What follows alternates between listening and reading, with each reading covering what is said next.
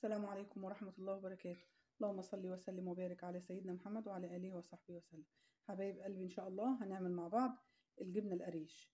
احنا معانا دلوقتي 3 كيلو لبن جاموس بيتي، يعني ما يكونش من بتاع اللي هو المعلب او حاجه زي كده، لا اللي هو الفلاحي البيتي، ويكون يا ريت يكون من حد موثوق منه، ست تكون كويسه وعندها مصداقيه، ما يكونش لبن مخلوط ولا اي حاجه، عشان يدينا اكبر كميه من الماده الصلبه اللي فيه اللي هي هتطلع الجبنه.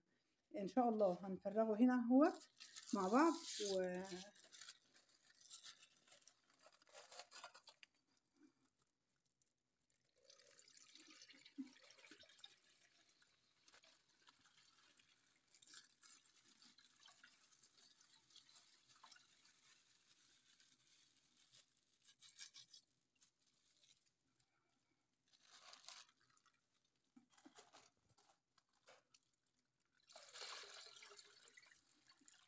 بسم الله ما شاء الله، بسم الله ما شاء الله.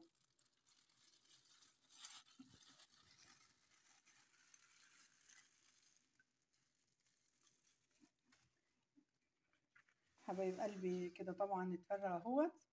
هنغطيه بصينيه ونحطه ان شاء الله يعني في مكان ده هيفضل ثابت فيه، وان شاء الله هرجع لكم.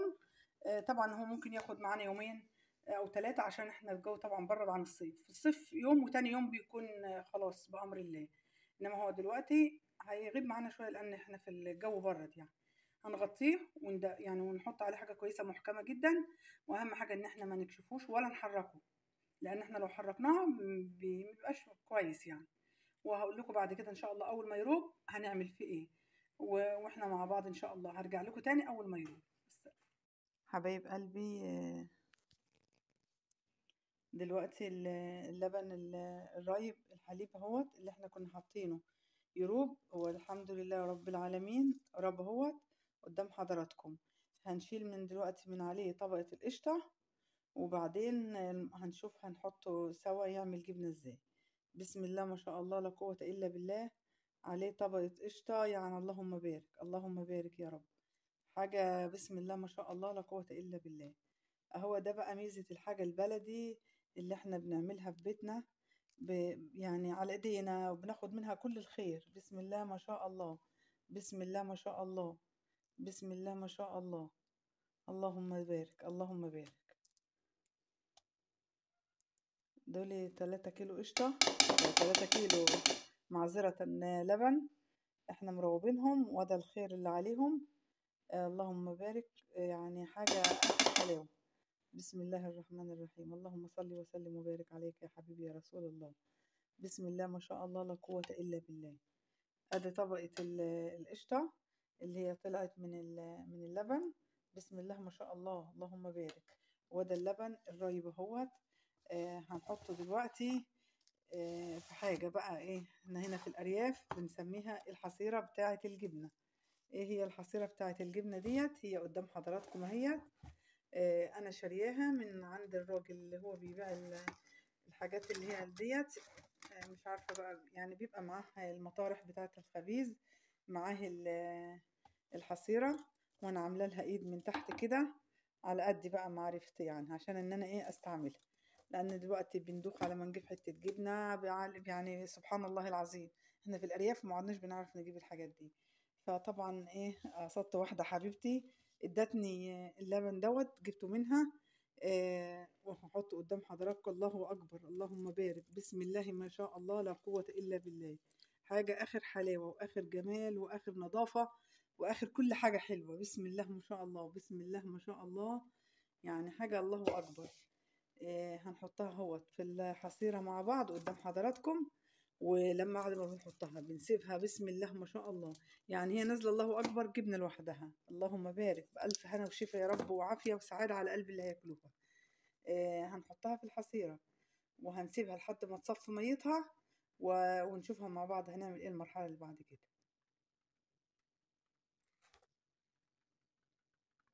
هي حبايب قلبي حطيناها في الحصيرة ديت، عندنا في الأرياف بنسميها الحصيرة. وطيب يا أم محمود، احنا مش عندنا الحصيرة ديت، مش هنعمل جبنة؟ لا هنعملها. هنحطها في مصفى طويلة كده أو في مصفى عادية، وهنحط فيها شاشة، عشان المصفى بتبقى خرمها واسعة، انما ديت هي مخصصة لكده، يعني عشان ما حدش يقول ده انت مش حاطة ليه فيها شاشة، لا دي نضيفة جدا. انا بغسلها كويس جدا جدا بسبون شايلها مخصوص خلاف المواعين والله، وبغسلها بمية سخنة وبعمل او بحطها في ايد البلكونة من جوه عندي في المطبخ تنشف، وبعينها اول ما بتنشف بلفها وبحطها جوه في قلب ضلفة المطبخ. يعني الحمد لله رب العالمين عندي المكان بفضل ربنا، ربنا يوسع علينا وعلى عباد واسع، فبعينها في مطبخي جوه. مش هتقولوا لا دي ما بتتعانش، لا بتعان، انا عندي المكان وبعينها. ومش اول دي، مش عندي من السنه دي، يعني عندي يجي من سنتين او 3، وكان عندي واحده قبلها لما لقيتها ادمت خلاص اتخليت عنها وتخلصت منها وجبت ديت. بسم الله ما شاء الله، حاجة نظيفة جدا. لا واثقة بقى معمولة ازاي، ما اناش مش محطوطة في مكان بيجي عليه اي حشرات ولا حاجة، لا ده جوه داخل مطبخي حاجة يعني بسم الله ما شاء الله. انا فردتها في الحصيرة زي ما حضراتكم شايفين اهو. بسم الله اللهم بارك، يا رب بألف هنا وشفا للي هياكل، ويا ريت تجربوها وتعرفوني رأيكم. هنقفل عليها بقى الحصيرة كويس جدا كده، وهنسيبها في مكان نفس ما هي. بصوا انا حطاها على طبق، والشرش اللي بينزل منها تحت ده ما بنستغناش عنه، ده بسم الله ما شاء الله بناخده بنستغله في حاجات كتير جدا، في المعجنات، في حاجات كتير، وان شاء الله نستعمله مع بعض برضو بأمر الله تعالى. هنحطها كده لما بتفضل يعني تصفي، طول ما هي بتصفي ميتها انا سايباها اهوت. يا رب يكون واضحة لحضراتكم اهي بتصفي المية اهي على الطبق. اول ما بلاقيها بقى صفت المية وخلصت بعلقها في ايد المطبخ فوق كده لحد تجمد وتتماسك. هنقطعها برضو مع بعض. وبالنسبة للقشطة اللي هي طلعت، الناتج اللي طلع ده، انا يعني لو عاوزه بقى مثلا اعمل رز معمر بحب جدا جدا اعمله بالقشطه مع الحليب مع الزبادي كده، بيبقى حاجه الله اكبر اللهم بارك. والقشطه اللي دي احنا في الارياف بنسميها قشطه رقد. دي بتبقى مسكرة جدا جميلة جدا تحفة جدا كل حاجة بصراحة. ما اناش عاوزة اعمل بيها رز معمر، بتخش في المعجنات بعينها بجمعها في الفريزر، وبطلع يعني اجمع كمية وبضربها وبعملها زبدة بأمر الله بتسيح، بتبقى حاجة اخر حلاوة. وبصراحة بسم الله ما شاء الله زي ما بيقولوا كده ايه، فاخر من الاخر، حاجة ما فيهاش كلام ولا فيها ولا غلطة. من اول اللبن لحد ما عملت الزبدة كله بايدي، كله يعني تحت عيني وانا عارفة هو في ايه ومعمول ازاي. وان شاء الله ان شاء الله هنقطع الجبنة مع بعض لما تجمد وتتماسك في الحصيرة، هنقطعها مع بعض ان شاء الله. ويا ريت يا ريت لو اول مرة تشوفوني تخشوا وتنوروني على قناتي على اليوتيوب، قناة مطبخ البيت الكبير. وشرفوني كده بالاشتراك والتكوا على زر الجرس عشان يجيلكم الكل، وتشوفوا كل فيديوهاتي وتنوروني كده وتفرحوني كده بكومنت حلو من حضراتكم يا رب، لان ده بتفرق معايا جدا جدا وبتفرحني. الله يفرح قلوبكم، والسلام عليكم ورحمة الله وبركاته.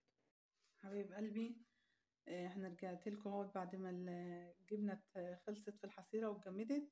هنقطعها اهوت مع بعض بأمر الله.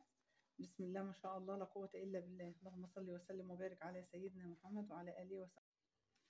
هنكملها بقى يا حبايبي، أنا حطيت شوية اهوت في الطبق، وهنكمل الباقي وأوريها لحضراتكم.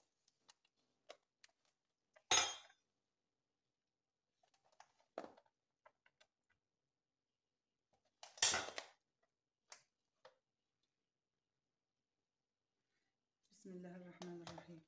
كمية ممتازة ممتازة ما شاء الله لا قوة إلا بالله، وحاجة كفاية إن هي نظيفة وكفاية إن هي بيتي وجميلة، ويا ريت يا ريت تجربوها والله. مقارنة بين الأسعار بره وبين إن أنا مش ضامنة هي معمولة إزاي ومعمولة بإيه، يعني ديت جميلة جدا وممتازة جدا. وإن شاء الله يا ريت تجربوها إن شاء الله. أنا هوزنها برضو وهوريها لحضرتك.